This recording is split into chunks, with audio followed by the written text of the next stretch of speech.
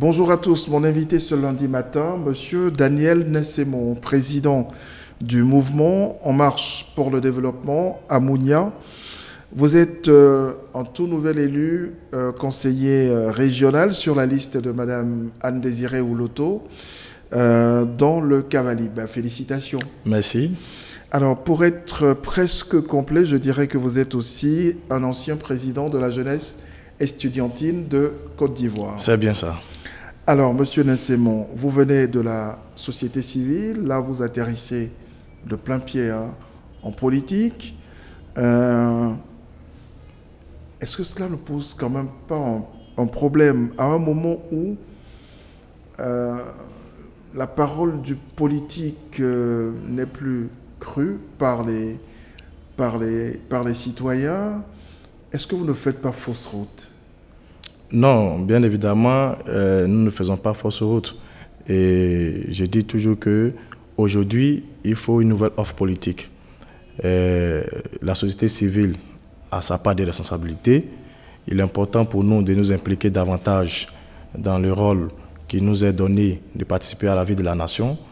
Et au-delà, les questions qui touchent le développement doivent être des questions qui impliquent tout le monde. Donc moi je parle plutôt de développement participatif et inclusif. C'est en ce sens que nous, en tant que société civile, nous accompagnons des acteurs que nous sentons capables de pouvoir impulser le développement local. Alors là, vous allez faire de la politique, que vous le veuillez ou non, si on peut le dire ainsi, si faire le développement, c'est faire de la politique, eh bien oui. Alors, pourquoi avez-vous choisi d'appartenir à une liste RHDP plutôt qu'à une autre liste? Nous n'avons pas fait le choix du parti politique. Nous n'avons pas fait le choix d'une alliance politique. Nous avons fait le choix d'une candidate qui a les aptitudes de développer sa région. Et nous soutenons la candidate, son programme, ses idées et non le choix du parti politique. Donc notre choix, c'est plus porté sur ce qu'elle a à offrir à la population. Étant originaire du Cavali, il m'était véritablement, je dirais, c'était un devoir pour moi de m'allier à un candidat qui pourra apporter plus à ma région. Et c'est ce que j'ai fait, et non le choix du parti politique. Donc, vous n'êtes pas RHDP? Non, bien évidemment, je n'ai pas de carte de membre de parti. Alors, je suis de la société civile et je suis encore. Alors, pourquoi le mouvement En Marche pour le Développement? Il y a quelque chose de Macron dans cette dénomination? On peut le dire ainsi, ce n'est pas du copier-coller, mais il est important pour nous d'orienter notre démarche vers le développement. Parce que nous avons eu aussi un passé où la jeunesse s'est frottée à de la politique politicienne qui véritablement ne posait pas des actions dans le sens du développement. Aujourd'hui, nous voulons orienter la politique dans le sens du développement, dans l'intérêt des populations. Alors oui, j'allais compléter ce que vous disiez tout à l'heure. La jeunesse a servi de bras armés aux politiques à un moment. Oui, à un moment donné de notre histoire, de la Côte d'Ivoire. Ça a été le cas, mais nous avons tiré des leçons de ce passé-là, ce qui nous permet aujourd'hui d'orienter autrement notre démarche sur le terrain politique. Alors vous disiez tout à l'heure que la ministre Anne-Désirée Ouloto porte, selon vous, elle porte mieux les aspirations de développement de la région du Cavali. Quels sont aujourd'hui les problèmes de développement de cette région, de votre région? D'abord, nous faisons face à un problème d'ordre infrastructurel. Vous savez, la région du Cavali est une région plus ou moins enclavée. Et je le dis parce que nous souffrons d'infrastructures routières. Il n'y a pas de route.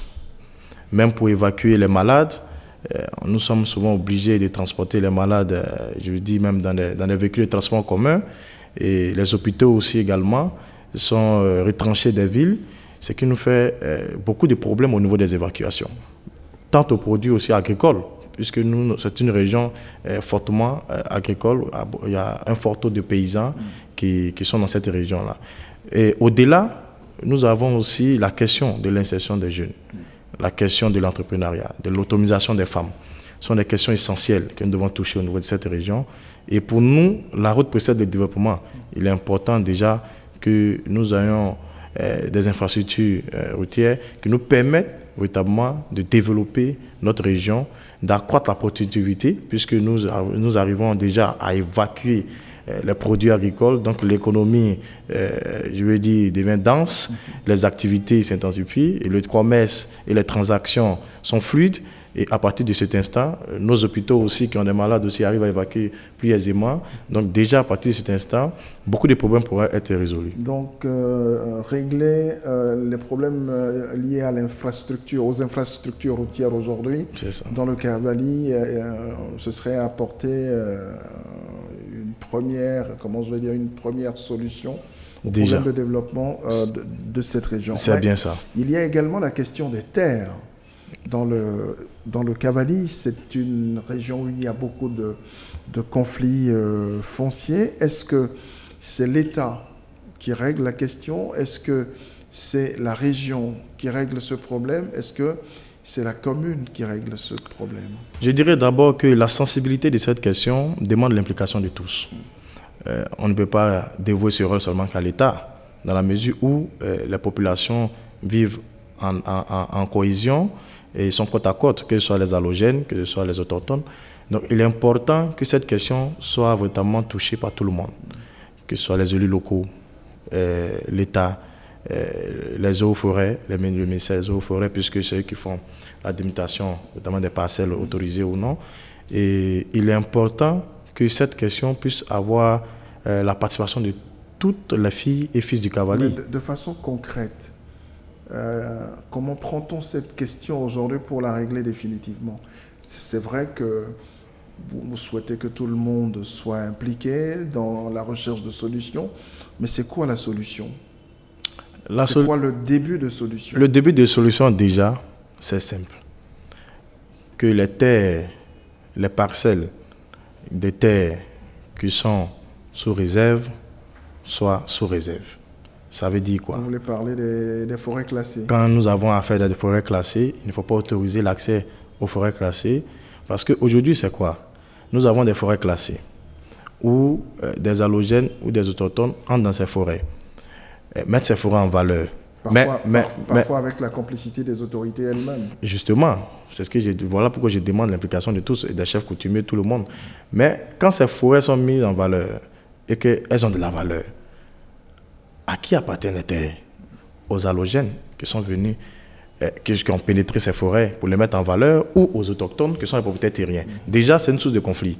Parce que si quelqu'un qui vient de l'extérieur, qui vient habiter là, rentre dans ces forêts, les met en valeur, celui qui est autochtone, qui n'avait pas accès à la forêt, dira « c'est ma forêt ».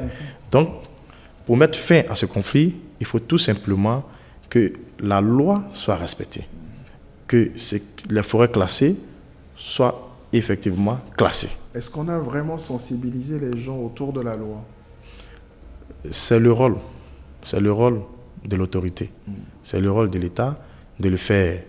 Parce que les problèmes débutent là où il y a manque de respect de la loi. Là où on piétine la loi, c'est en ce moment-là que les problèmes débutent. Et vous convenez avec moi que si ce problème perdure, c'est parce que tout simplement la loi n'a pas été respectée. Alors, toute dernière préoccupation, quelles seront vos activités au niveau du mouvement En Marche pour le développement? D'abord, pour vous rassurer, nos activités ne se limitent pas au niveau de la région du Cavally. C'est un mouvement d'envergure nationale, donc qui a aussi ses tentacules dans d'autres régions. Nous soutenons les acteurs de développement local, participatif et inclusif, bien évidemment.